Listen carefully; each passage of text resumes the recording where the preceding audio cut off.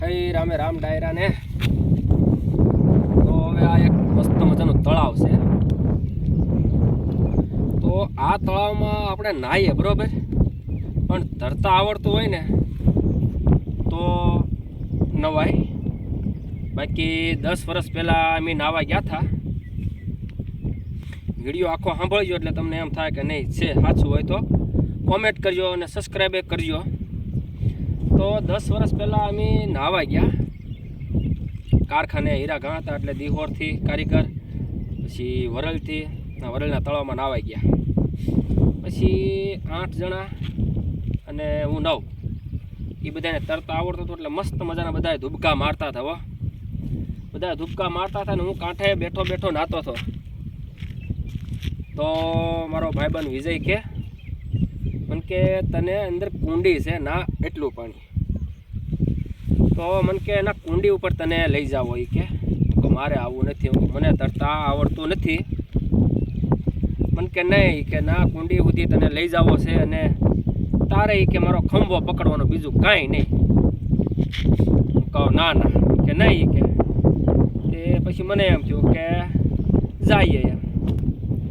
તે થોડા આગળ ગયા પછી પગ આમતા બંધ થયા ને તે ખંભો એનો મુખ પડતો અને બથ ભરી લીધી. હો, પછી તો બે આમ જો 2-3 વાર અંદર જાવી બહાર આવી, અને ઓલા નાય એ લોકોને ખબર કે આ બુડે છે, પણ કાંઈ બહાર પેલા જોતા કે કેમ થાય એને.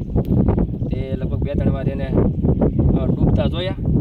પછી એને પાછા બહાર કાઢ્યા. પછી બહાર એને કાઢ્યા એટલે પછી બહાર આવીને પછી મને કે કાં હું કાંઈ તરતા આવડે ને હું કાં વિજય લઈ ગયો પરાણે. હું કહું મને કે તારે એનો ખંભો પકડવાનો હતો. હું કહું ખંભો પકડ્યો પણ પછી ઝાંક રહ્યો છો ને એટલે બધ ભરી લીધી આ રીતે આમ. એટલે એના હાથ બંધ થઈ ગયા, બેયને હાથ બંધ થઈ ગયા.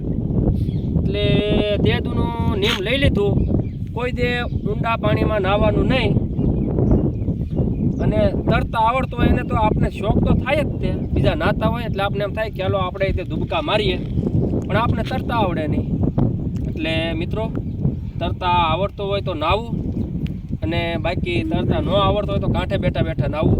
પણ કોક કહે આપણે 5 જણા કે અંદર તને લઈ જાવો છે, તને લઈ જાવો છે, તો આપણે જવાય નહીં. આપણે કાંઠે બેઠા બેઠા નાહતા હોઈએ એટલે નાહી લેવાય.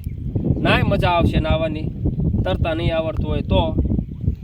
બાકી તરતા આવડતું હોય તો આમ ક્યાંય સુધી વહી જાય. હો, નાતા તરતા આપણે જોઈ રહી આમ. એટલે મિત્રો, નાહવામાં ખાસ ધ્યાન રાખવું. આવા ઘણા બનાવ બને છે કે તરતા ન આવડતું હોય છતાંય આપણે ડેમમાં ધુબકા મારીએ.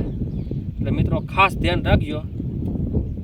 બસ જાતા સબસ્ક્રાઈબ કરતા જજો અને ફોલો કરતા જજો.